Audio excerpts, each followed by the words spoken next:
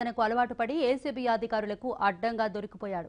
తనను ఏసీబీ అధికారులకు ఎవరు పట్టించారో వారిపై రివెంజ్ తీర్చుకునేందుకు ఏకంగా ఏసీబీ అధికారుల కాల్ డేటానే ట్రాప్ చేసేందుకు స్కెచ్ గీశాడు.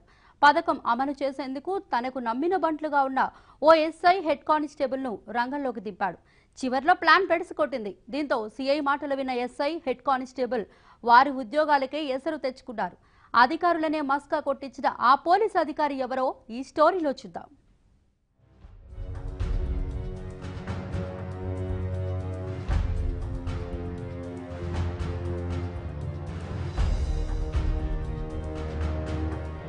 ఇక్కడ తలదించుకుని కూర్చున్న ఆయన ఇస్మాయిల్ పోలీస్ డిపార్ట్మెంట్ లో ఇన్స్పెక్టర్ స్థాయి అధికారి. గతంలో నంద్యాల 3 టౌన్ సీఐగా పనిచేసిన ఇస్మాయిల్ 2 ఏళ్ల క్రితం కర్నూలుకు బదిలీ అయి వచ్చారు. గతేడాది మే నెలలో లంచం తీసుకుంటుండగా సీఐ ఇస్మాయిల్ ను ఏసీబీ అధికారులు రెడ్ హ్యాండెడ్ గా పట్టుకున్నారు.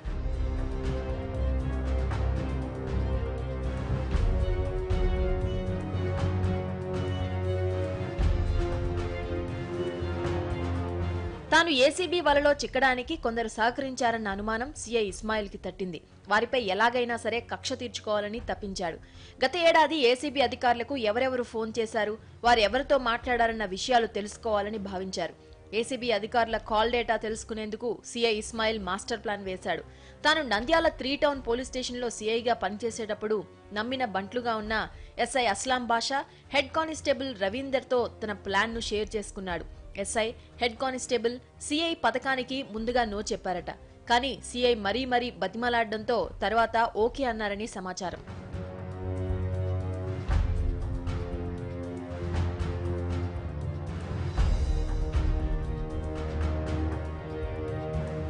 సీఐ, ఎస్ఐ, కానిస్టేబుల్ ముగ్గురు కలిసి ఏసీబీ అధికారుల కాల్ డేటా సేకరించే పథకానికి ఎవరికీ అనుమానం రాకుండా వ్యూహాత్మకంగా అమలు చేశారు.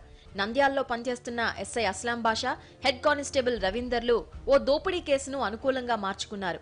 కేసును ఛేదించడంలో భాగంగా ఏసీబీ అధికారుల ఫోన్ నంబర్లు ఆ కేసు ఫైల్లో చేర్చారు. కాల్ డేటా ఫైల్పై సంతకం విషయంలో నంద్యాల డీఎస్పీని చాలా తెలివిగా మస్కా కొట్టించారు. ఈ ఫోన్ నెంబర్లు దొంగలవని, మనవాళ్ళు తిరుగుతున్నప్పటికీ దొంగలను కనిపెట్టలేకపోతున్నారు. ఈ నెంబర్లు ట్రాప్ లో పెట్టేస్తే దొంగలను ఈజీగా గుర్తించవచ్చు. మీరు కాల్ డేటా దస్త్రంపై సంతకం చేయాలని ఎస్ఐ బాషా డీఎస్పీని కోరారు. ఏదో కేసు వ్యవహారంలో బిజీగా ఉన్న డీఎస్పీ ఆ నెంబర్లను పరిశీలించకుండానే హడావిడిగా ఎస్ఐ చెప్పినట్టు సంతకం చేసేశారు.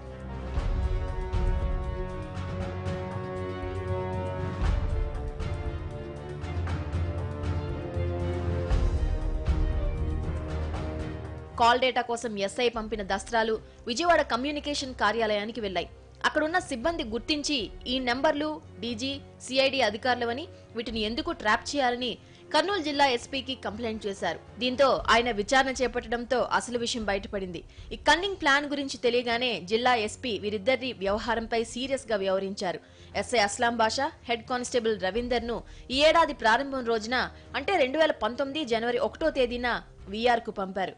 ఆ తర్వాత పూర్తి స్థాయిలో విచారణ చేపట్టిన ఉన్నతాధికారులు ఈ నెల మొదటి వారంలో ఎస్ఐ, హెడ్ కానిస్టేబుల్ ను సస్పెండ్ చేశారు. ఎక్స్టార్షన్ కేసులో అని వేరే నంబర్లు పెట్టినారు. మేము మామూలుగా రెగ్యులర్గా పెడతా ఉంటామని దాన్ని ఫార్వర్డ్ చేసి పంపించినాము. తర్వాత అవి వేరే పై అధికారుల నంబర్లు పెట్టినట్లు తెలిసింది. ఆ విషయంలో